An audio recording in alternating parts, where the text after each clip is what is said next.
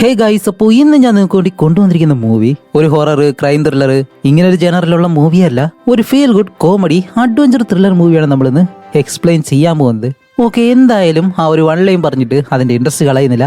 Different ആയിട്ടുള്ള ആദ്യം മുതൽ അവസാനം വരെ നല്ല ത്രില്ലടിച്ച് കണ്ടിരിക്കാൻ പറ്റിയ ഒരു മൂവിയാണ്. അതുകൊണ്ട് സ്റ്റോറിയിലേക്ക് പോകുന്നതിന് മുന്നേ നിങ്ങൾ ഈ ഒരു ചാനൽ ആദ്യമായിട്ടാണ് കാണുന്നതെങ്കിൽ മറക്കാതെ ഒന്ന് സബ്സ്ക്രൈബ് ചെയ്ത് വെച്ചേക്കുക. അതേപോലെ തന്നെ അടുത്തുള്ള ആ ഒരു ബെല്ലൈക്കണും കൂടി ഒന്ന് എനേബിൾ ചെയ്ത് ഒരു ലൈക്കും കൂടി അടിച്ചു കഴിഞ്ഞാൽ അത്ര മാത്രമേ ഉള്ളൂ. അപ്പൊ ഇനി എന്തായാലും നമുക്ക് നേരെ സ്റ്റോറിയിലേക്ക് പോവാം. അയ്യോ, മൂവിയുടെ പേര് പറഞ്ഞില്ല. ഓ ബ്രദർ വേർ ആർ തോ എന്ന് പറഞ്ഞിട്ട് 2000 പുറത്തിറങ്ങിയ ഒരു മൂവിയാണ്. ഓക്കെ, ഇനി എന്തായാലും നമുക്ക് നേരെ സ്റ്റോറിയിലേക്ക് പോവാം. ഈ ഒരു മൂവിയുടെ സ്റ്റാർട്ടിംഗ് സീനിലെ കുറച്ച് ജയിൽ കുറ്റവാളികളാണ് കാണിക്കുന്നത്. അവരെ എല്ലാവരെയും ഇപ്പോൾ ഒരു സ്ഥലത്ത് കൊണ്ടുവന്നിട്ട് അവർക്ക് എല്ലാവർക്കും ഒരു വലിയ പണി കൊടുക്കാണ്. ഒരു റോഡ് നിർമ്മാണമാണെന്ന് തോന്നുന്നു. അപ്പൊ ഈ ഒരു ജയിൽ കുറ്റവാളികളെല്ലാം ഇതുപോലെ പല സ്ഥലങ്ങളിൽ കൊണ്ടുപോയിട്ട് അവർക്ക് ഓരോ ജോലി കൊടുക്കും. അതുമല്ല, ഇതിൽ ആരും രക്ഷപ്പെട്ടു പോകാതിരിക്കാൻ വേണ്ടി 3 പേരായിട്ട് തിരിച്ച് അവരുടെ കാലിൽ ചങ്ങല വെച്ച് കെട്ടിയിട്ടുണ്ട്. അതുപോലെ അവരുടെ മുന്നിൽ പോലീസുകാർ തോക്കുമായിട്ടാണ് നിൽക്കുന്നത്, രക്ഷപ്പെട്ടു പോയി കഴിഞ്ഞാൽ ഷൂട്ട് ചെയ്യാൻ വേണ്ടി. അതുപോലെ എല്ലാ കുറ്റവാളികളും നല്ലതുപോലെ പാട്ടെല്ലാം പാടിയിട്ടാണ് ജോലി ചെയ്യുന്നത്. അതുപോലെ കാണിക്കുമ്പോൾ ഇപ്പോൾ ഒരു വലിയ കൃഷിപ്പാടത്തിന് നടുവിലായിട്ടാണ് ഇവർ ആ ഒരു ജോലി ചെയ്യുന്നത്. കുറച്ച് ദൂരെയായിട്ട് കാണിക്കുമ്പോൾ ഒരു 3 കുറ്റവാളികൾ മാത്രം ഇവരിൽ നിന്ന് രക്ഷപ്പെട്ട് അവിടെ നിന്ന് ഇങ്ങനെ ഓടാണ്. അങ്ങനെ കുറച്ച് ദൂരം അവർ ഓടും, എന്നിട്ട് പെട്ടെന്ന് ആ ഒരു ചെടികൾക്കിടയിലേക്ക് അങ്ങ് ഒളിച്ചിരിക്കും. എന്നിട്ട് ഇഴഞ്ഞ് വീണ്ടും കുറച്ച് മുന്നിലേക്ക് വന്ന് പിന്നെ എഴുന്നേറ്റ് കുറച്ച് ദൂരം ഓടും. ഇതുപോലെ അവർ 3 പേരും ഒരു വിധത്തില് ആ ഒരു വയലിൽ നിന്നും അടുത്തുള്ളൊരു കാടിനകത്തേക്ക് വരുന്നു. അപ്പൊ ഇവരെ രണ്ടുപേരെയും ലീഡ് ചെയ്ത് കൊണ്ടുപോകുന്ന ഒരുത്തനുണ്ട്. അവന്റെ പേര് എവർട്ട്. ഇതാണ് നമ്മുടെ ഈ മൂവിയിലെ ഹീറോ. അതുപോലെ ഹീറോ ആണെങ്കിൽ ഈ ബാങ്ക് കൊള്ളയടിച്ചതിനാണ് അവനെ പിടിച്ച് ജയിലിട്ടത്. അപ്പൊ കൂടെയുള്ള 2 പേരോട് അവൻ പറയുന്നുണ്ട്, ഞാൻ കൊള്ളയടിച്ച ആ ഒരു പണം കൊണ്ട് ഒരുപാട് സ്വർണം വാങ്ങിയിട്ടുണ്ട്, അതെന്റെ വീടിന്റെ പുറകിലായിട്ട് കുഴിച്ചിട്ടേക്കാണ്. അതുപോലെ കുറച്ചു കാലം കഴിയുമ്പോൾ വീടിനടുത്തുള്ള ആ ഒരു ഡാം അത് പൊട്ടാറായി. അത് പൊട്ടിക്കഴിഞ്ഞാൽ അതെല്ലാം വെള്ളത്തിലാവും. അതിനു മുന്നേ നമുക്ക് ആ ഒരു സ്വർണ്ണമെല്ലാം പോയി എടുക്കണം. എന്റെ ആ ഒരു ട്രഷറിന്റെ വില എത്രയാണെന്നറിയോ? ഏകദേശം 12 കോടി. അതുകൊണ്ട് ആ ഒരു ഡാം തകർക്കുന്നതിന് മുന്നേ തന്നെ നമുക്ക് ആ ഒരു സ്വർണ്ണം എടുക്കണമെന്ന് പറഞ്ഞിട്ടാണ് ഇവരെ 2 പേരെയും ജയിലിൽ നിന്ന് കൂട്ടിക്കൊണ്ടു വന്നിട്ടുള്ളത്. അങ്ങനെ അത് കഴിഞ്ഞിട്ട് ഇവർ 3 പേരും ഒരു ഫാം നടത്തുന്ന സ്ഥലമുണ്ട്. അവിടേക്ക് വരുമ്പോൾ ഒരു ചെറിയ പയ്യൻ ഒരു കുതിരയെ പിടിച്ച് അതിന്റെ തൊഴുത്തിനകത്തേക്ക് ഇങ്ങനെ കൊണ്ടുപോകുന്നു. കാണിക്കുമ്പോഴത്തേക്ക് അവിടെ ഒരുപാട് കോഴികളുണ്ട്. അങ്ങനെ ഇവർ 3 പേരും ആ ഒരു ചങ്ങലയും വെച്ചിട്ട് ഒരു വിധത്തിൽ ആ ഒരു കോഴിയുടെ പുറകെ ഓടി ആ ഒരു കോഴിയെ പിടിച്ച് കാടിനകത്തേക്ക് കൊണ്ടുവന്ന് തീയെല്ലാം കൂട്ടിയിട്ട് അതിന്റെ ചുട്ടിങ്ങനെ തിന്നുകയാണ്. അങ്ങനെ തിന്നുകൊണ്ടിരിക്കുന്ന സമയത്താണ് കുറച്ച് ദൂരെയായിട്ട് ഒരു ട്രെയിൻ പോകുന്ന ശബ്ദം. അങ്ങനെയാണെങ്കിൽ ഇവിടെ അടുത്തായിട്ട് ഒരു റെയിൽവേ ട്രാക്ക് ഉണ്ടെന്ന് അവർക്ക് മനസ്സിലായി. അപ്പൊ നമ്മുടെ ഹീറോ പറയും, ഹേയ് പെട്ടെന്ന് വാ, നമുക്ക് ആ ഒരു ട്രെയിൻ എങ്ങനെയെങ്കിലും പിടിച്ച് അതിൽ കയറാം എന്ന് പറഞ്ഞിട്ട് 2 പേരെയും വിളിച്ച് ആ ഒരു ചങ്ങലയും കയ്യിൽ പിടിച്ചിട്ട് ഓടാണ്. അങ്ങനെ ഓടി വരുമ്പോഴത്തേക്ക് ഒരു ഗുഡ്സ് ട്രെയിൻ ഉണ്ട്. അങ്ങനെ ഒരു വിധത്തില് നമ്മുടെ ഹീറോ പെട്ടെന്ന് തന്നെ അതിനകത്തുള്ളൊരു ഭാഗത്തേക്ക് ഓടി ഇങ്ങനെ കയറാണ്. അങ്ങനെ കയറുമ്പോഴത്തേക്കും അതിനകത്ത് കുറച്ച് ആളുകൾ ഇരിപ്പുണ്ട്. അപ്പോൾ ഹീറോ ചോദിക്കും, അല്ലെ ഇത് ഗുഡ്സ് ആണെന്നാണ് ഞാൻ വിചാരിച്ചത്, അപ്പൊ ആളുകൾ യാത്ര ചെയ്യുമല്ലേ? ഓക്കെ ശരി എന്ന് പറയുമ്പോൾ ഹീറോയുടെ കൂടെ അടുത്ത ഒരുത്തൻ ഓടി കയറുന്നു. അവന്റെ പേര് സെൽമർ എന്നാണ്. ഇവനാണെങ്കിൽ നമ്മുടെ ഹീറോയുടെ ഏറ്റവും നല്ല സുഹൃത്തും കൂടിയാണ്. ഈ ഒരു സ്വർണ്ണം മോഷ്ടിക്കാൻ വേണ്ടിയിട്ട്, ഈ ഒരു സ്വർണ്ണം എടുക്കാൻ വേണ്ടിയിട്ട് മാത്രമായിട്ടല്ല അവൻ വന്നിരിക്കുന്നത്. ഹീറോ വിളിച്ചതുകൊണ്ട് അവന്റെ നല്ല സുഹൃത്തായതും കൂടി കൊണ്ടാണ്. അവസാനം ഇവരുടെ കൂടെ ഓടുന്ന മറ്റൊരുത്തന്റെ പേര്, അവന്റെ പേര് പീറ്റർ എന്നാണ്. അങ്ങനെ നമ്മുടെ ഹീറോയും ഡെൽമർ മുകളിലേക്ക് കയറിയിട്ട് ഈ ആളുകളെ നോക്കി ഇങ്ങനെ നിൽക്കുമ്പോഴത്തേക്കും പീറ്റർ മാത്രം പുറകിലൂടെ താഴേക്ക് വന്ന് വീഴും. 3 പേരെയും ചങ്ങല കൊണ്ട് ബന്ധിപ്പിച്ചത് കൊണ്ട് തന്നെ അവൻ വീഴുന്നത് കൊണ്ട് ബാക്കി 2 പേരും കൂടെ തന്നെ വരിയായിട്ട് വീഴാണ്. അങ്ങനെ താഴെ വീണ് എഴുന്നേറ്റ് നമ്മുടെ ഹീറോ പറയും, ദേ നോക്ക്, ഇനി പോലീസ് വന്ന് പിടിച്ചു കഴിഞ്ഞാല് എല്ലാത്തിനും കാരണം നീയാണ്, നമുക്ക് രക്ഷപ്പെടായിരുന്നു, നീ നല്ലതുപോലെ ഓടിയിരുന്നെങ്കിൽ എന്ന് പറയുമ്പോൾ പീറ്റർ പറയും, ഓ ആ സ്വർണ്ണം ഇരിക്കുന്ന സ്ഥലം കാണിച്ചു തരാന്ന് പറഞ്ഞിട്ടാണ് നീ ഞങ്ങളെ വിളിച്ചത് എന്നും പറഞ്ഞിട്ട് ഞങ്ങളുടെ ലീഡർ നീയൊന്നുമല്ല, അതുകൊണ്ട് ഇനി മുതൽ എന്തായാലും ഞാൻ മുന്നേ നിന്ന് നയിക്കാം എന്ന് പറയുമ്പോൾ ഡെൽമർ പറയും, ഏയ് 2 പേരും വഴക്കിടാതെ എങ്ങനെയെങ്കിലും ഇവിടെ നിന്ന് രക്ഷപ്പെടാനുള്ള വഴി നോക്കാം. അങ്ങനെ 3 പേര് സംസാരിച്ച് നിൽക്കുന്ന അതേ സമയം പുറകിൽ കാടിനകത്ത് നിന്നും ഈ നായ്ക്കൾ കുരയ്ക്കുന്ന ശബ്ദം കേൾക്കുന്നു. വേറെ ഒന്നുമല്ല, ആ ജയിലിലുള്ള ഷെരീഫ് എങ്ങനെ ഇവർ രക്ഷപ്പെട്ട കാര്യം അറിഞ്ഞു, അതുകൊണ്ട് നായ്ക്കളെ വെച്ചിട്ട് മണം പിടിച്ച് ഇവരെ കണ്ടുപിടിക്കാനായിട്ട് വന്നിരിക്കുകയാണ്. അപ്പോൾ നമ്മുടെ ഹീറോ പറയും, ഓക്കെ ഇനി ഇവിടെ നിന്നിട്ട് കാര്യമില്ല, അവര് നമ്മളെ പിടിച്ചു കഴിഞ്ഞാല് അതോടെ എല്ലാം കഴിഞ്ഞു എന്ന് പറയുമ്പോൾ ഈ റെയിൽവേ ട്രാക്കിലൂടെ കണ്ണ് കാണാൻ കഴിയാത്തൊരു അപ്പൂപ്പൻ അയാളുടെ കയ്യിലുള്ളൊരു ഈ ട്രാക്കിലൂടെ ഓടുന്ന ഒരു വണ്ടിയുണ്ട്, അതുകൊണ്ട് ഇങ്ങനെ പോവാണ്. അങ്ങനെ 3 പേരും ചെന്നിട്ട് ആ അപ്പൂപ്പനോട് ലിഫ്റ്റ് ചോദിക്കും. അങ്ങനെ 3 പേരും കയറിയിരിക്കുമ്പോഴത്തേക്കാണ് ആ ഒരു അപ്പൂപ്പൻ ഇവരോട് പറയുന്നത്, നിങ്ങൾ ആ ഒരു സ്വർണ്ണം കണ്ടുപിടിക്കാൻ പോവല്ലേ? അതെ, അതെങ്ങനെ മനസ്സിലായി? എന്നാൽ ഞാൻ ഒരു കാര്യം പറയാം, നിങ്ങൾക്ക് ഒരിക്കലും ആ ഒരു സ്വർണ്ണം കിട്ടാൻ പോകുന്നില്ല, അതൊരിക്കലും നിങ്ങൾ കണ്ടുപിടിക്കില്ല എന്ന് ഈ ഒരു അപ്പൂപ്പൻ പറയാണ്. ഈ അപ്പൂപ്പൻ ഈ ഒരു കാര്യങ്ങളെല്ലാം എങ്ങനെ അറിയുമെന്ന് അറിയത്തില്ല. ഇനി എല്ലാ കാര്യങ്ങളും മുൻകൂട്ടി കാണാനുള്ള എന്തെങ്കിലും കഴിവുണ്ടോ ഇല്ലെന്നും നമുക്ക് അറിയത്തില്ല. പക്ഷെ ഇവരാണെങ്കിൽ ആ ഒരു അപ്പൂപ്പനോട് കൂടുതൽ ചോദ്യങ്ങളൊന്നും ചോദിക്കത്തില്ല. അത് കഴിഞ്ഞിട്ട് ആ ഒരു അപ്പൂപ്പൻ ഇവരെ കൊണ്ടുവന്ന ഒരു സ്ഥലത്ത് ഇറക്കി വിട്ടിട്ട് 3 പേര് നടന്നു പോകുമ്പോഴത്തേക്കാണ് മറ്റൊരു കാര്യം, അതിൽ പീറ്റർ ഉണ്ടല്ലോ, അവന് ഇനി ഒരാഴ്ച കൂടിയേ ഉള്ളൂ അവന്റെ ശിക്ഷാകാലം. അത് കഴിഞ്ഞ് കഴിഞ്ഞാൽ അവനെ ഒഫീഷ്യലായിട്ട് തന്നെ റിലീസ് ചെയ്യും. അതേപോലെ തന്നെ ഡെൽമർ അവൻ ഇനി 1 മാസം കൂടിയുള്ളൂ. പക്ഷേ നമ്മുടെ ഹീറോ പറഞ്ഞതുകൊണ്ടാണ് ഇവർ 2 പേരും ആ ഒരു സ്വർണ്ണം എടുക്കാന്നുള്ള രീതിയിൽ ഹീറോയോടൊപ്പം ജയിലിൽ ചാടി വന്നത്. അതുകൊണ്ട് ഇനിയും ആ ഒരു പോലീസ് പിടിച്ചു കഴിഞ്ഞാൽ അടുത്ത 50 വർഷത്തേക്ക് ഇനി പുറത്തിറങ്ങാൻ പോലും കഴിയത്തില്ല.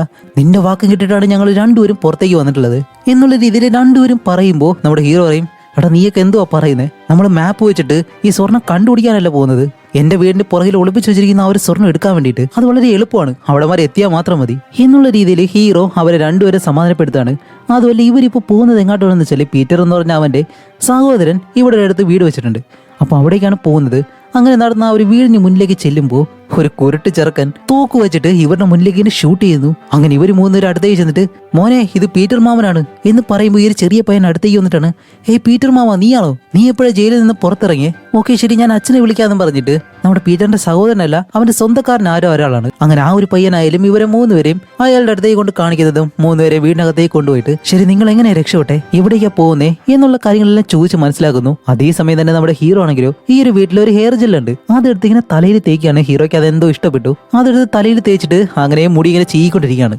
പക്ഷെ ഇതാണെങ്കിൽ ആ ഒരു പീറ്ററിന്റെ സ്വന്തക്കാരനുണ്ടല്ലോ അവൻ ഒട്ടും ഇഷ്ടപ്പെടുന്നില്ല. ഒരു വല്ലാത്ത രീതിയിൽ നോട്ടമെല്ലാം നോക്കിയിട്ട് അത് കഴിഞ്ഞ് ഒരുപാട് കാര്യങ്ങൾ സംസാരിച്ച് കഴിഞ്ഞ് ഇവർക്ക് മൂന്നുപേർക്കും ഉറങ്ങാനായിട്ട് ഒരു സ്ഥലം കാണിച്ചു കൊടുക്കാണ്. അത് അടുത്തുള്ളൊരു വലിയ ഷെഡാണ്. അപ്പൊ അതിനകത്ത് ഇവർ മൂന്നുപേരും ഉറങ്ങി കിടക്കുന്ന സമയത്ത് രാത്രിയിൽ എന്തോ ഒരു ശബ്ദം കേട്ട് നമ്മുടെ ഹീറോ എഴുന്നേറ്റ് ആ ഒരു ശബ്ദം കേൾക്കുന്ന അടുത്തേക്ക് നോക്കുമ്പോൾ വേറെ ഒന്നുമല്ല, അത് ആ ഒരു ഷെരീഫും പോലീസുകാരാണ്. എന്താണെന്നല്ലേ പീറ്ററിന്റെ ആ ഒരു സ്വന്തക്കാരനുണ്ടല്ലോ അയാള് ഇവരെ പിടിച്ചു കൊടുത്തു കഴിഞ്ഞാൽ ഇത്രയും പ്രതിഫലം കിട്ടും. അതാണെങ്കിൽ ആ ഒരു എമൗണ്ട് കുറച്ച് അധികമാണ്. അതെങ്ങനെയോ മനസ്സിലാക്കി പോലീസുകാർക്ക് ഇവരെ അറിയിച്ചു കൊടുത്തതാണ്. ചതിയാ. അങ്ങനെ ഹീറോ ആയാലും പെട്ടെന്ന് അവന്റെ സുഹൃത്തുക്കളെ രണ്ടുപേരും വിളിച്ചെഴുന്നേൽപ്പിക്കുമ്പോൾ പീറ്റർ ആണെങ്കിൽ എഴുന്നേറ്റ് നിന്നിട്ട് എടാ നീയൊക്കെ ഒരു സ്വന്തക്കാരനാണോ എന്ന് പറഞ്ഞിട്ട് അവനെ ഇങ്ങനെ വഴക്ക് പറയാണ്. അപ്പോഴേക്കും പോലീസുകാര് ഇവന്റെ വായി കയറി ഇരുന്ന് ഷൂട്ട് ചെയ്താലേ ശരിയാവത്തുള്ളൂ എന്നും പറഞ്ഞ് ഇവരെ തിരിച്ച് ഷൂട്ട് ചെയ്യുന്നു. അപ്പോൾ മൂന്നുപേരും ഒളിച്ചിങ്ങനെ നിൽക്കാണ്. അപ്പൊ അവർ ഷെരീഫ് പറയും ഇനി നിങ്ങൾക്ക് മൂന്നുപേർക്ക് രക്ഷപ്പെടാൻ കഴിയത്തില്ല, മര്യാദയ്ക്ക് താഴേക്ക് ഇറങ്ങി വാ, ഇല്ലാന്നുണ്ടെങ്കിൽ ഇപ്പൊ ഒരു കാര്യം ചെയ്യാൻ പോവാണെന്ന് പറയുമ്പോൾ ഇവർ മൂന്നുപേരും വെളിയിലേക്ക് ഇറങ്ങുന്നില്ല. അതുകൊണ്ട് എന്താ ചെയ്യുന്ന വെച്ചാൽ ഇവർ ആ ഒരു സ്ഥലത്ത് പെട്രോൾ ഒഴിച്ചിട്ട് ആ ഒരു ഷെഡ് ഉണ്ടല്ലോ അത് പൂർണ്ണമായിട്ടും കത്തിച്ചു കൊടുക്കും. അപ്പൊ മൂന്നുപേർക്ക് ഇനിയിപ്പോ താഴേക്ക് വരാതെ വേറെ വഴിയില്ല. അപ്പൊ ഇവര് മൂന്നുപേര് താഴേക്ക് ഇറങ്ങാത്തത് കൊണ്ട് അതിലൊരു പോലീസുകാരൻ ഒരു തീപ്പന്തം എടുത്ത് മുകളിലേക്ക് എറിഞ്ഞു കൊടുക്കും. പക്ഷെ അത് നമ്മുടെ പീറ്ററെ പിടിച്ചിട്ട് അതുപോലെ തന്നെ ഇന്നാ നീ തന്നെ വെച്ചോന്ന് പറഞ്ഞ് തിരിച്ചൊരു ഒറ്റയേറ്. അങ്ങനെ എറിയുമ്പോഴത്തേക്കാണ് അടുത്ത് ആ ഒരു ഷെരീഫ് കൊണ്ടുവന്ന വലിയൊരു വാൻ ഉണ്ടായിരുന്നു. അതിനകത്ത് ഒരുപാട് വെടിമരുന്നുകളും മറ്റു കാര്യങ്ങളൊക്കെ ഉണ്ടായിരുന്നു. അപ്പോൾ ആ ഒരു വാനിനടുത്ത് വീണ് ആ ഒരു വാൻ പെട്ടെന്ന് കത്തിപ്പിടിച്ച് അത് മൊത്തമായിട്ടും പൊട്ടിത്തെറിക്കുകയാണ്. അങ്ങനെ എന്ത് ചെയ്യണമെന്നറിയാതെ മൂന്നുപേര് താഴേക്ക് ഒന്ന് നിൽക്കുമ്പോഴത്തേക്കും പെട്ടെന്ന് ഈ ഒരു ഷെഡും തകർത്ത് ഒരു വണ്ടി അകത്തേക്ക് കയറി വരുന്നു. എന്താണെന്ന് നോക്കുമ്പോൾ ആ ഒരു സ്വന്തക്കാരന്റെ മകനുണ്ടല്ലോ ആ ഒരു ചെറിയ പയ്യനാണ് കാർ ഓടിച്ച് ഇവിടേക്ക് വന്നിട്ടുള്ളത്. എന്നിട്ട് മൂന്നുപേരോട് കയറാൻ പറയുന്നതും മൂന്നുപേര് ചാടി ആ ഒരു വണ്ടിയിലേക്ക് കയറി അവരെയും കൊണ്ട് ആ ഒരു ചെറിയ പയ്യൻ അവിടെ നിന്ന് രക്ഷപ്പെട്ടു പോവാണ്. അങ്ങനെ അത് കഴിഞ്ഞ് കാണിക്കുമ്പോഴത്തേക്കും അടുത്ത ദിവസമായി ഈ ഒരു ചെറിയ പയ്യനായാലും കാർ ഒരുപാട് ദൂരം ഓടിച്ചിട്ട് ഇവരെ മൂന്നുപേരുടെ അടുത്തേക്ക് സേഫ് ആയിട്ട് നിർത്തുമ്പോഴത്തേക്കാണ് പീറ്റർ എന്താ ചെയ്യുന്ന വെച്ചാല് ആ ഒരു ചെറിയ പയ്യനെ അവിടെ നിന്ന് ഓടിച്ചു വിടും. അപ്പൊ ആ ഒരു ചെറിയ പയ്യൻ പറയും എന്റെ അച്ഛൻ്റെ അടുത്ത് താമസിക്കാൻ കഴിയാത്തത് കൊണ്ടാണ് ഒറ്റയ്ക്ക് ജീവിക്കാന്ന് പറഞ്ഞ് നിങ്ങളെ രക്ഷിച്ച് ഇവിടേക്ക് വന്നത്. അപ്പൊ നിങ്ങൾ മൂന്നുപേരെ എന്നെ ഉപേക്ഷിക്കാണോ? ഞാൻ നിങ്ങളോടൊപ്പം വരാം, ഒരു കുഴപ്പമില്ല എന്ന് പറയുമ്പോൾ പോടാ നീ നിന്റെ അച്ഛനോടൊപ്പം പോയി ജീവിക്കും പോ എന്നും പറഞ്ഞ് നമ്മുടെ പീറ്റർ അവനെ അവിടെ നിന്ന് പറഞ്ഞു വിടുന്നു. ക്ഷീളം മണ്ട ആ ഒരു ചെറിയ പയ്യൻ രക്ഷിക്കാൻ വന്നിട്ട് ഇപ്പൊ അവനെ തന്നെ ഓടിച്ചു വിടുന്നു. അങ്ങനെ അത് കഴിഞ്ഞ് ഇവര് മൂന്നുപേരും ആ ഒരു കാറും എടുത്ത് ഒരു കാടിനടുത്തേക്ക് വന്നിട്ട് അതിനകത്തിരുന്ന് ഈ പല്ലികളെല്ലാം പിടിച്ച് അതിന്റെ ചുട്ട് തന്നെയാണ്. ആ ഒരു സമയത്താണ് നമ്മുടെ ഹീറോ വന്നിട്ട് പറയുന്നത് ഇന്ന് ജൂൺ 17 ഇനി 4 ദിവസത്തിനകം ആ ഒരു ഡാം തകർക്കും, അതിനു മുന്നേ നമുക്ക് അവിടെ ചെന്നേ പറ്റൂ, ഇല്ലാന്നുണ്ടെങ്കിൽ ആ ഒരു വെള്ളത്തിനോടൊപ്പം ചേർന്ന് തന്നെ ആ ഒരു ട്രഷർ മുഴുവനായിട്ടും മുങ്ങിപ്പോവും എന്നിങ്ങനെ പറയുന്ന സമയത്ത് ഈ ഒരു കാടിനകത്തൂടെ വെള്ള ഡ്രസ്സെല്ലാം ഇട്ടിട്ട് ഒരുപാട് പേര് പാട്ടെല്ലാം പാടി ഒരു പ്രത്യേക ഡയറക്ഷനിൽ ഇങ്ങനെ നടന്നു പോവാണ്. അളിയ ഇതൊക്കെ ആരാണ് എന്നും പറഞ്ഞ് ഇവര് മൂന്നുപേര് പരസ്പരം ഇങ്ങനെ സംസാരിക്കുമ്പോൾ ഓക്കെ എന്തായാലും അവരുടെ പുറകെ പോവാന്ന് പറഞ്ഞിട്ട് മൂന്നുപേരും അവരുടെ പുറകെ തന്നെ ഇങ്ങനെ നടന്നു പോവാണ്. കുറച്ചു ദൂരം ചെല്ലുമ്പോഴത്തേക്കാണ്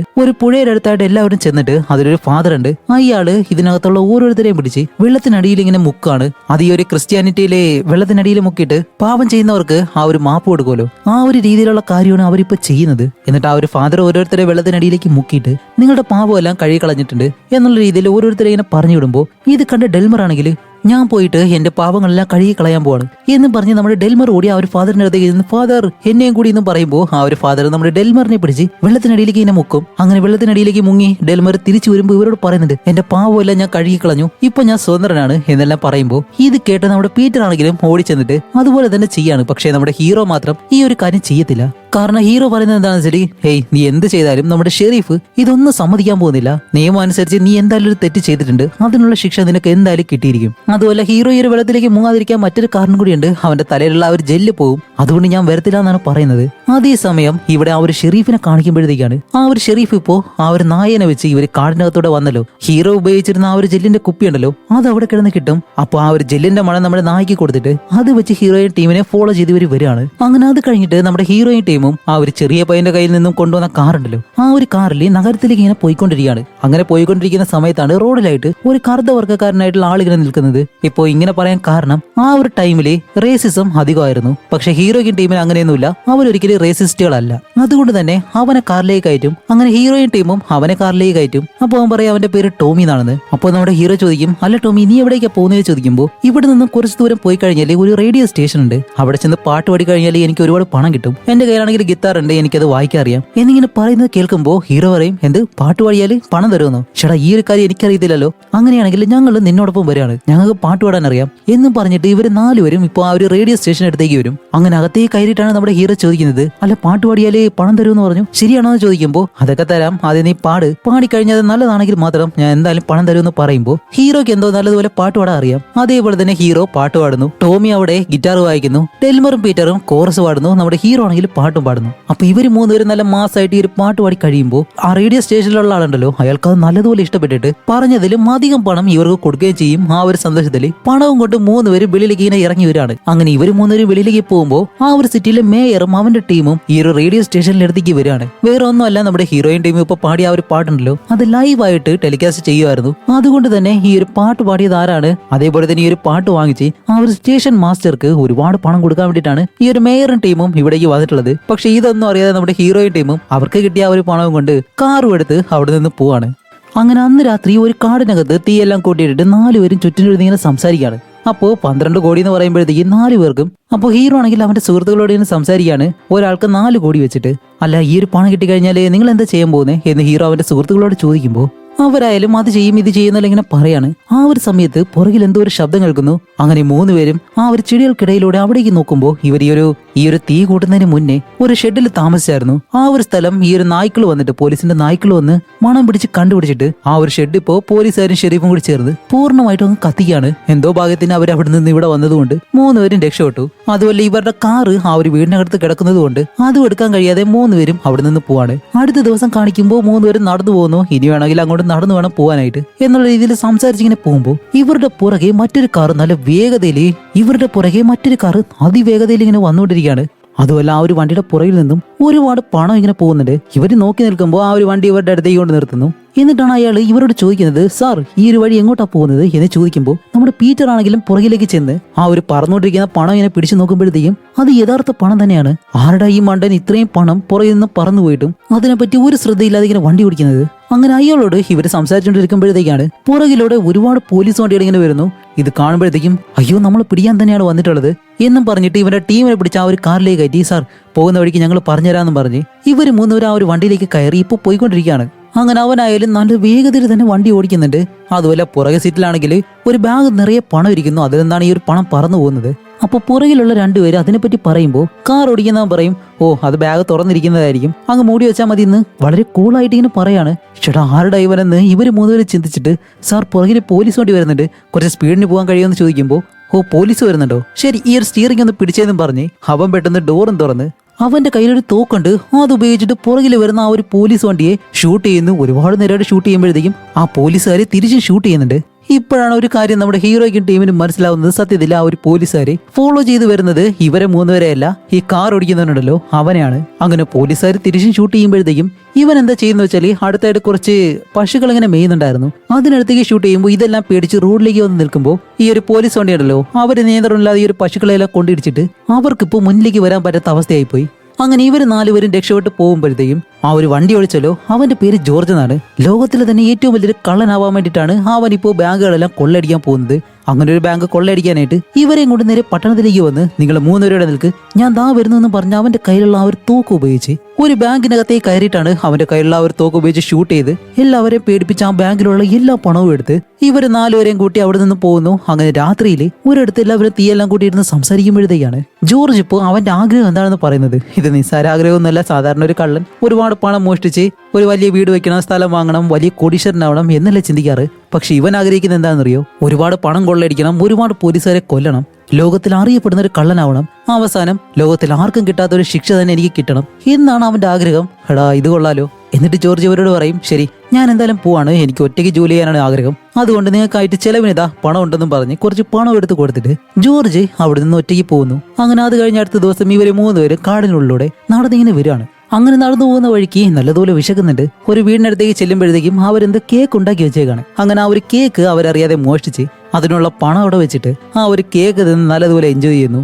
അത് കഴിഞ്ഞ് നടന്നു പോകുന്ന വഴിക്ക് ദൂരെ നിന്ന് ഒരു വണ്ടി വരുന്നുണ്ട്. അപ്പോൾ ലിഫ്റ്റ് ചോദിക്കാന്ന് പറഞ്ഞ് കൈ കാണിക്കുമ്പോൾ വണ്ടി അടുത്തേക്ക് വരുമ്പോഴത്തേക്കും 3 പേരും അറിയാത്തതുപോലെ തിരിഞ്ഞല്ല ഇങ്ങനെ നിൽക്കാണ്. അപ്പോഴാണ് മനസ്സിലാവുന്നത്, ആഹാ അത് പോലീസുകാരെ ഈ കുറ്റവാളികളെ ജോലി ചെയ്യിക്കാൻ വേണ്ടിയിട്ട് ഒരു വണ്ടിയിൽ കൊണ്ടുപോകുന്നതാണ്.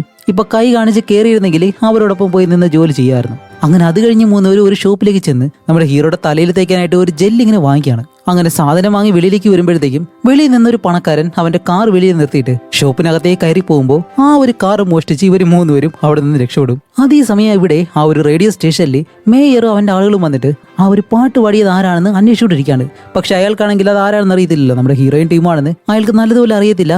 ആരോ 4 പേര് അവിടേക്ക് വന്ന് പാട്ട് പാടി, എനിക്ക് അത്രേ അറിയൂ, ഇനി കൂടുതൽ ചോദ്യം ചോദിച്ചിട്ട് വെറുതെ ഇവിടെ വരരുത് എന്നെല്ലാം പറയുമ്പോൾ സത്യം പറഞ്ഞാൽ എന്താണെന്ന് വെച്ചാൽ ഇവർ 3 പേര് പാടിയ ആ ഒരു പാട്ടുണ്ടല്ലോ അത് ലോകം മുഴുവനും ഹിറ്റായി. അതുകൊണ്ട് തന്നെ ആ പാട്ട് പാടിയവരെ വിളിച്ചിട്ട് അവർക്കൊരു വലിയ കോൺട്രാക്ട് തന്നെ കൊടുക്കാമെന്ന് പറഞ്ഞിട്ടാണ് ആ ഒരാൾ ഇവിടേക്ക് വന്നിട്ടുള്ളത്.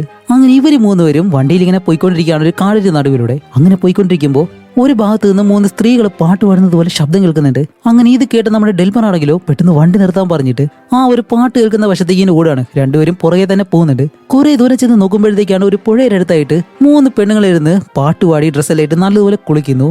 ആഹാ ഇന്ന് വേറെ ലെവല് തന്നെ എന്ന് പറഞ്ഞിട്ട് 3 പേര് അവരുടെ അടുത്തേക്ക് ചെല്ലുമ്പോൾ ഈ 3 പെണ്ണുങ്ങളും പതിയെ നടന്ന് അവരുടെ അടുത്തേക്ക് ചെന്ന് ഓരോരുത്തരുടെ അടുത്തേക്ക് ചെന്നിട്ട് അവരോട് കുറച്ച് റൊമാൻറ്റിക് ആയിട്ടിരിക്കുകയാണ്.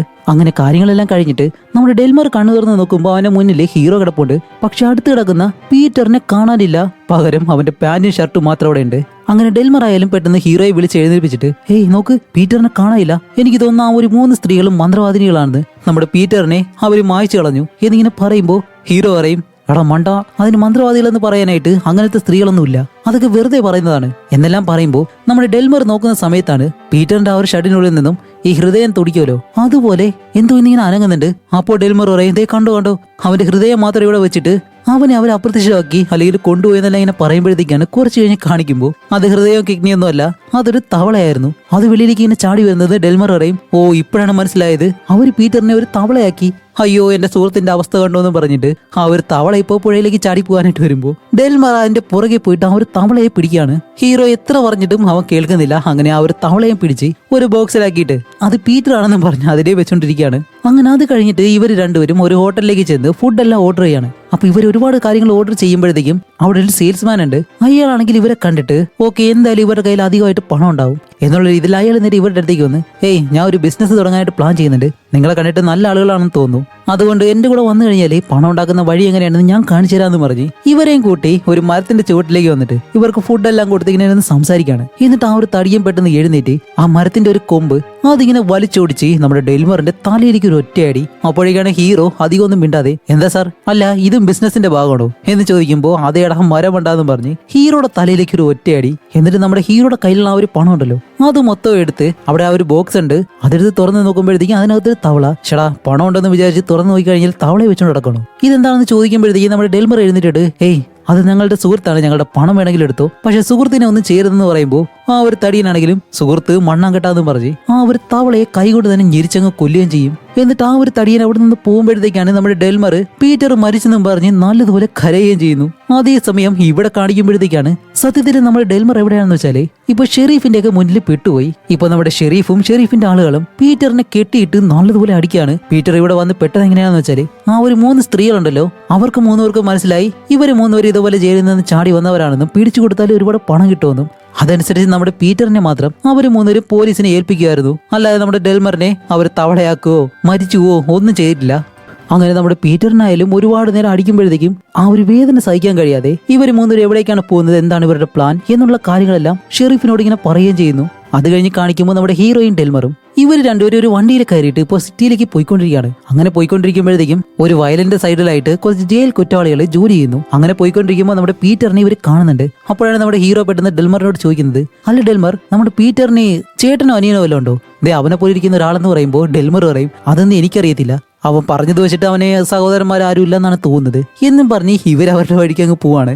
അതേസമയം ഇവിടെ സിറ്റിയിൽ കാണിക്കുമ്പോൾ ഒരു കണ്ണാടിയിട്ട മുട്ട വെളുത്ത ആളുകളെ മാത്രം വിളിച്ചു കൂട്ടിയിട്ട് എന്തോ ഒരു കാര്യം പറയാണ്. ഇയാൾ എന്തോ രാഷ്ട്രീയക്കാരനോ അങ്ങനെ എന്തോ ആണ്. ഇപ്പൊ അയാൾ പറയുന്നത് എന്താണെന്ന് വെച്ചാല് കറുത്ത ആളുകളെ ഈ ഒരു സിറ്റി വിട്ട് നമുക്ക് പറഞ്ഞു വരണം. അങ്ങനെ ചെയ്യണമെന്നുണ്ടെങ്കിലേ എന്നെ നിങ്ങൾ ജയിപ്പിച്ചു കഴിഞ്ഞാലേ ഞാൻ അതുപോലെ എല്ലാ കറുത്ത വർഗ്ഗക്കാരെയും നീഗ്രോകളെയും ഈ ഒരു നാട്ടിൽ നിന്നും നമ്മൾ ഓടിച്ചുവിടും. വേറെ ഒന്നുമല്ല, റേസിസം വെച്ചിട്ട് അയാള് വോട്ട് ചോദിക്കുകയാണ്. ആ ഒരു സമയത്ത് നമ്മുടെ ഹീറോയിൻ ഡെൽമറും ഈ ഒരു സ്ഥലത്തേക്ക് വരുന്നു. അപ്പോഴേക്കാണ് സ്റ്റേജിലെ 3 പെൺകുട്ടികൾ നിന്ന് പാട്ട് പാടുന്നു. ഇവരെ കാണുന്നതും ഹീറോ ഓടി അവരുടെ അടുത്തേക്ക് ചെന്നിട്ട് ഹേയ് നിങ്ങളിവിടെ എന്താ ചെയ്യുന്നത് ചോദിക്കുമ്പോ അവര് 3 അച്ഛനെപ്പോഴേ ജയിലിൽ നിന്ന് പുറത്തു വന്നേ, അച്ഛൻ ഇവിടെ എന്താ ചെയ്യുന്നേ, അച്ഛൻ മരിച്ചു എന്നാണ് അമ്മ ഞങ്ങളോട് പറഞ്ഞത്, അച്ഛൻ എങ്ങനെയാ ഇപ്പൊ ജീവനോടെന്ന് ചോദിക്കുമ്പോ ഓ അവൾ നിങ്ങളോട് അങ്ങനെയാണല്ലേ പറഞ്ഞിട്ടുള്ളത് എന്നുള്ള രീതിയിൽ ഹീറോ നല്ലതുപോലെ വിഷമിച്ച് അത് കഴിഞ്ഞ് അവന്റെ ഭാര്യയെ കാണാനായിട്ട് ചെല്ലുമ്പോഴത്തേക്കാണ് അവന്റെ ഭാര്യ ഇപ്പോ മറ്റൊരാളെ ഡേറ്റ് ചെയ്തുകൊണ്ടിരിക്കുകയാണ്. ഹീറോയെ കാണുന്നതും അവള് പറയും നീ ഇതേയാണെങ്കിലോ ഒരു വലിയ ബിസിനസ്മാൻ, അതുകൊണ്ട് 2 ദിവസത്തിനകം ഞങ്ങൾ രണ്ടുപേരും വിവാഹം കഴിക്കാൻ പോവാണ്, അതുകൊണ്ട് നീ ഇവിടെ നിന്ന് പോയേ പറ്റൂ ഇതിങ്ങനെ പറയുമ്പോ ഹീറോ എന്താ ചെയ്യുന്ന വെച്ചാൽ ഇതിനെല്ലാം കാരണം നീയാണോ മരത്തലയാന്ന് പറഞ്ഞ് അവൻ ഇടിക്കാനായിട്ട് കൈവച്ചിങ്ങനെ ഓങ്ങാണ്. പക്ഷെ ഓരോ തവണ ഓങ്ങുമ്പോഴത്തേക്കും ആ ഒരുത്തനാണെങ്കിൽ നല്ലതുപോലെ ഫൈറ്റ് ചെയ്യാൻ അറിയാമെന്ന് തോന്നുന്നു. ഹീറോ അടിക്കുന്ന ഒരു ഇടി പോലെ അവന് കൊള്ളുന്നില്ല. അവൻ ഒഴിഞ്ഞു മാറി ഹീറോയെ നല്ലതുപോലെ തിരിച്ചടിക്കുന്നുണ്ട്. എന്നിട്ട് ഹീറോയുടെ മൂക്കിന് നോക്കി 2-3 ഇടി പിടിച്ച് അവനെ തൂക്കിയെടുത്ത് ആ ഒരു ഷോപ്പിന് വെളിയിലേക്ക് ഒരു ഒറ്റ ഏറ്. അത് കഴിഞ്ഞ് ഹീറോ നല്ലതുപോലെ വിഷമിച്ച് നമ്മുടെ ഡെൽമറുമായിട്ട് ഒരു തിയേറ്ററിൽ പോയി ഇങ്ങനെ ഇരിക്കുകയാണ്. എന്നിട്ട് അവന്റെ ഭാര്യ അവനോട് ചെയ്ത കാര്യങ്ങളെല്ലാം ഡെൽമറിനോട് പറയുമ്പോൾ പെട്ടെന്ന് ആ ഒരു മൂവി അവിടെ ഓഫ് ചെയ്തിട്ട് വെളിയിൽ നിന്ന് ഡോർ തുറക്കുന്നു. ഹീറോ പെട്ടെന്ന് തിരിഞ്ഞിട്ട് ആരുടെ അതെന്ന് ചോദിച്ച് നോക്കുമ്പോഴത്തേക്കും അത് പോലീസും കുറച്ച് കുറ്റവാളികളായിരുന്നു. അയ്യോ പോലീസ് എന്നും പറഞ്ഞ് രണ്ടുപേരും തിരിഞ്ഞിരിക്കുമ്പോൾ ഈ ജയിൽ കുറ്റവാളികളെല്ലാം സിനിമ കാണിക്കാന്ന് പറഞ്ഞിട്ട് പോലീസുകാർ ഇവരെ തിയേറ്ററിലേക്ക് കൊണ്ടുവന്നതാണ്. അങ്ങനെ എല്ലാവരെയും പുറകിൽ ഇരുത്തുന്ന സമയത്താണ് ആ ഒരു കൂട്ടത്തിൽ നമ്മുടെ പീറ്റർ ഇരിപ്പുണ്ട്. അപ്പൊ പീറ്റർ ഒരുപാട് നേരമായിട്ട് ഇവരെ രണ്ടുപേരെ കാണുന്നുണ്ട്. അങ്ങനെ ഇവര് രണ്ടുപേരും തിരിഞ്ഞിട്ട് നമ്മുടെ പീറ്ററിനെ കണ്ടിട്ടാണ് ഹേയ് പീറ്റർ നീ മരിച്ചില്ലേ, നിന്നെ അവര് മന്ത്രവാദിനിയാക്കില്ലേ എന്നെല്ലാം ചോദിക്കുമ്പോൾ പീറ്റർ പറയും എന്ത് മന്ത്രവാദികളോ, അവർ എന്നെ ഒറ്റിക്കൊടുത്താണ്. എന്നിട്ട് പീറ്റർ പറയും ഓക്കെ നിങ്ങൾ ഒരിക്കലും ആ ഒരു സ്വർണ്ണം ഇരിക്കുന്ന ഭാഗത്തേക്ക് പോരുത്, കാരണം അവരെന്നെ ഒരുപാട് ചോദ്യം ചെയ്ത് അവസാനം ഞാൻ സത്യങ്ങളെല്ലാം പറഞ്ഞു എന്നല്ല ഇവര് പതിയെ ഇങ്ങനെ പറയുമ്പോഴത്തേക്കും ചുറ്റിനുള്ള പോലീസുകാര് ആരുടെ തിയേറ്ററിനകത്ത് ബേളം വയ്ക്കുന്നത് മിണ്ടാതിരുന്നോടെ എന്ന് ചോദിക്കുമ്പോൾ ഇവര് രണ്ടുപേരും മിണ്ടാതിരിക്കുകയാണ്. അങ്ങനെ അന്ന് രാത്രി നമ്മുടെ പീറ്റർ ജയിലിൽ കിടക്കുമ്പോഴത്തേക്കാണ് നമ്മുടെ ഹീറോയും ഡെൽമറും പതിയെ അകത്തേക്ക് കയറി, ആരും അറിയാതെ അകത്തേക്ക് കയറിയിട്ട് അവരുടെ കയ്യിൽ കട്ടർ ഉണ്ടായിരുന്നു. അത് ഉപയോഗിച്ച് അവനെ കെട്ടിയിരിക്കുന്ന ആ ഒരു ചങ്ങലെല്ലാം പൊട്ടിച്ച് അവനെ വിളിച്ച് നേരെ വെളിയിലേക്ക് വരാണ്. വെളിയിലേക്ക് വരുമ്പോഴത്തേക്കും നമ്മുടെ ഡെൽമർ നടന്ന കാര്യങ്ങളെല്ലാം നീ ഒരു തവളയാണെന്നാണ് ഞാൻ വിചാരിച്ചത്, അവര് മന്ത്രവാദിനികളും, അപ്പോൾ നീ മരിച്ചില്ലല്ലേ, ഒരു കുഴപ്പമില്ലല്ലോ എന്നെല്ലാം ചോദിക്കുമ്പോൾ പീറ്റർ പറയും ഏയ് തവളയായിരുന്നു, അവര് 3 പേരും എന്നെ ഒറ്റിക്കൊടുക്കുമായിരുന്നു എന്നുള്ള കാര്യം നടന്നതെല്ലാം പറഞ്ഞിട്ട് അപ്പോൾ ഡെൽമർ പറയും ഓക്കെ ശരി അങ്ങനെയാണെങ്കിൽ നമ്മൾ 3 പേര് എന്തായാലും ആ ഒരു ട്രഷർ എടുക്കാൻ പോവാണ്, പണം പിരിച്ചിട്ട് നമുക്ക് സന്തോഷത്തോടെ ജീവിക്കാം എന്നും പറഞ്ഞ് രണ്ടുപേരും ഇങ്ങനെ കെട്ടിപ്പിടിക്കുന്ന സമയത്താണ് നമ്മുടെ ഹീറോ പെട്ടെന്ന് ഇവരോട് പറയുന്നത് ഗായ്സ് സോറി, ഞാൻ നിങ്ങളിൽ നിന്ന് ഒരു കാര്യം മറച്ചു. ഞാൻ പറഞ്ഞതുപോലെ വീടിനടുത്ത് ട്രഷറോ മറ്റു കാര്യങ്ങളൊന്നുമില്ല, എന്റെ ഭാര്യ 2ാമത് വിവാഹം കഴിക്കാൻ പോകുന്നെന്ന് എനിക്ക് ലെറ്റർ അയച്ചു, അത് തടയാൻ വേണ്ടിയിട്ടാണ് നിങ്ങളെ രണ്ടുപേരെയും കൂട്ടി ഞാൻ ജയിലിൽ ചാടിയത് എന്നുള്ള സത്യം ഹീറോ പറയുന്നതും ഇത് കേൾക്കുന്ന 2 പേർക്ക് എങ്ങനെയുണ്ടാവും? കാരണം വേറെ ഒന്നുമല്ല, 2 പേരുടെ ശിക്ഷാ കാലാവധി കുറച്ച് നാളുകൾ കൂടി കഴിഞ്ഞാല് അവസാനിക്കുമായിരുന്നു. പക്ഷെ അതിനു മുന്നേ ജയിലും ചാടിയത് കൊണ്ട് ഇനി എന്തായാലും ജയിലിലേക്ക് ചെന്ന് കഴിഞ്ഞാല് 2 പേരും ജീവിതകാലം മുഴുവനും അതിനകത്ത് കിടക്കേണ്ടി വരും. ആ ഒരു ദേഷ്യം കാരണം നീ ഞങ്ങളെ ചതിക്കുമായിരുന്നെന്നും പറഞ്ഞ് 2 പേരും നമ്മുടെ ഹീറോയെ നല്ലതുപോലെ അടിക്കുന്നുണ്ട്. അങ്ങനെ പരസ്പരം 3 പേരും കിടന്ന് ഫൈറ്റ് ചെയ്ത് ഉരുണ്ട് മറിഞ്ഞ് നേരെ ഒരു കുഴിയിലേക്ക് വന്നങ്ങ് വീടാണ്. എന്നിട്ട് അവിടെ നിന്ന് എഴുന്നേറ്റ് നോക്കുമ്പോഴത്തേക്കും അവിടെ താഴെയായിട്ട് തീയെല്ലാം കത്തിച്ചു വെച്ച് ഈ വെള്ള വസ്ത്രമെല്ലാം ഇട്ട് ഒരുപാട് പേര് എന്തോ പൂജ പോലെ എന്തൊക്കെ കാര്യങ്ങൾ ചെയ്യുന്നുണ്ട്. അവിടെ സ്റ്റേജിലാണെങ്കിൽ ഈ ചുവന്ന ഡ്രസ്സെല്ലാം ഇട്ടിട്ട് ഒരുത്തനിങ്ങനെ നിൽക്കുന്നു. അവനെന്തോ ഒരു സിഗ്നൽ എല്ലാവർക്കും കൊടുക്കുന്നതും അവിടെ വെള്ള വസ്ത്രം ധരിച്ച് എല്ലാവരും കൂടി ചേർന്ന് ഇതിന് മുന്നേ ടോമി എന്ന് പറഞ്ഞിട്ട് നമ്മുടെ ഹീറോയുടെ കൂടെ പാട്ടുപാടി അവർത്തുണ്ടല്ലോ, അവനെ ഇപ്പോൾ പിടിച്ചോണ്ട് വന്നിട്ട് എന്തൊക്കെ ചെയ്യാണ്. അപ്പോൾ ഇതൊരു കൾട്ട് ഗ്രൂപ്പാണ്.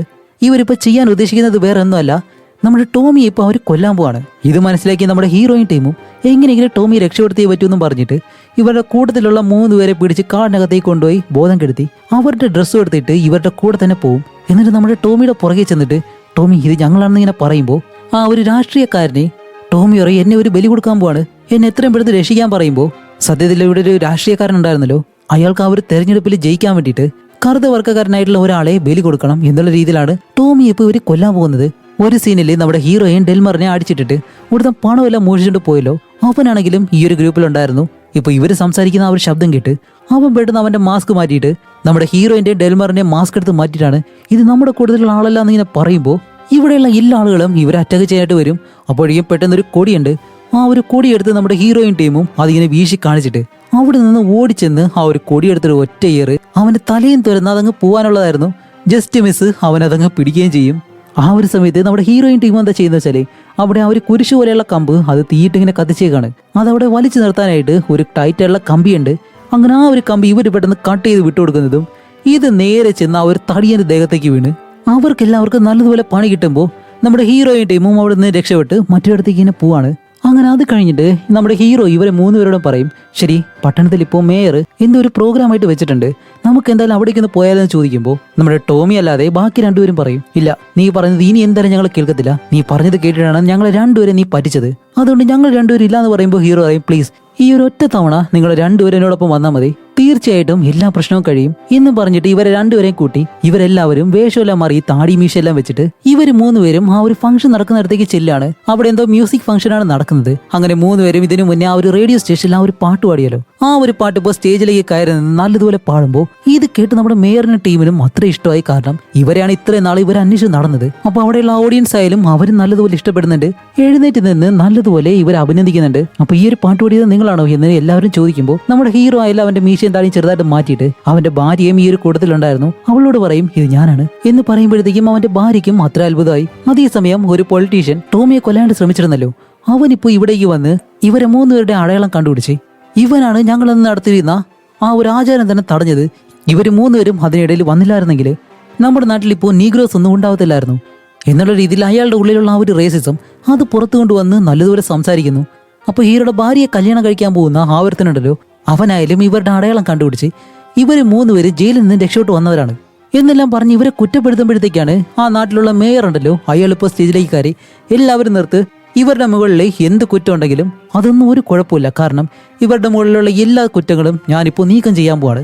കാരണം ഇവരെല്ലാവരും നല്ല കലാകാരന്മാരാണ്, ഇവരുടെ ആ ഒരു കഴിവ് ജനങ്ങളിലേക്ക് എത്തിക്കണം, അതാണ് നമ്മൾ ഇനി ചെയ്യാൻ പോകുന്നത്.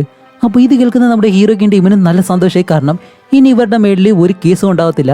അതുമല്ല അവിടെയുള്ള ആ ഒരു പൊളിറ്റീഷ്യൻ ഉണ്ടല്ലോ, അയാളെ എല്ലാവരും കൂടി തൂക്കിയെടുത്തിട്ട് വെളിയിലേക്ക് കൊണ്ടുവന്നൊരു ഒറ്റയേറ്. അങ്ങനെ അത് കഴിഞ്ഞിട്ട് നമ്മുടെ ഹീറോ ഇപ്പോൾ ആ ഒരു സ്റ്റേജിൽ നിന്ന് പാടാൻ തുടങ്ങുന്നതും ഡെൽമറും പീറ്ററും കോറസ് പാടുന്നു, ടോമി ആണെങ്കിൽ ആ ഒരു ഗിത്താറും വായിക്കുന്നതും ഇത് കേട്ട എല്ലാവരും നല്ലതുപോലെ ഡാൻസ് എല്ലാം കളിക്കുകയാണ്. അങ്ങനെ ഈ ഒരു ഷോ എല്ലാം കഴിഞ്ഞിട്ട് എല്ലാവരും വെളിയിലേക്ക് വരുമ്പോൾ ഹീറോ അവന്റെ ഭാര്യയോട് പറയുന്നുണ്ട്, ദേ എന്റെ മുകളിലുള്ള കുറ്റങ്ങളെല്ലാം പോയിട്ടുണ്ട്, അതുമല്ല മേയർ ആണെങ്കിൽ ഒരു വലിയ കോൺട്രാക്റ്റിന് സൈൻ ചെയ്തിട്ടുണ്ട്, ഇനി നിന്റെ ബോയ് ഫ്രണ്ടിനെ പോലെ തന്നെ ഞാൻ നല്ലതുപോലെ സമ്പാദിക്കും, അതുകൊണ്ട് നമുക്ക് ഒരുമിച്ച് തന്നെ ജീവിച്ചൂടെ എന്നിങ്ങനെ ചോദിക്കുമ്പോൾ അവള് പറയും, ശരി അങ്ങനെയാണെങ്കിൽ എന്റെ ആ ഒരു വിവാഹ മോതിരം അത് ഞാൻ വീട്ടിൽ ഊരി വെച്ചേക്കാണ്, അത് നീ എടുത്തുകൊണ്ട് വന്നു കഴിഞ്ഞാൽ നിന്നെ ഞാൻ കല്യാണം കഴിക്കാം എന്നിങ്ങനെ പറയുമ്പോൾ ഇത് കേട്ട് നമ്മുടെ ഹീറോയ്ക്ക് ഒരു ഹോപ്പ് കിട്ടി. അങ്ങനെ എന്തായാലും അവിടേക്ക് പോകാന്ന് പറഞ്ഞ് നിൽക്കുന്ന സമയത്താണ് കുറെ ആളുകൾ തീപ്പന്തെല്ലാം കൂട്ടിയിട്ട് കൂട്ടം കൂട്ടായിട്ട് ഇങ്ങനെ വരുന്നു. എന്താണെന്ന് ഇവർ നോക്കുമ്പോൾ ഇവിടെ ആ ഒരു വലിയ കൊള്ളക്കാരനുണ്ടല്ലോ, ആ ഒരു ജോർജ് എന്ന് പറഞ്ഞിട്ട് അവനെ പിടിച്ചോണ്ട് വരികയാണ്.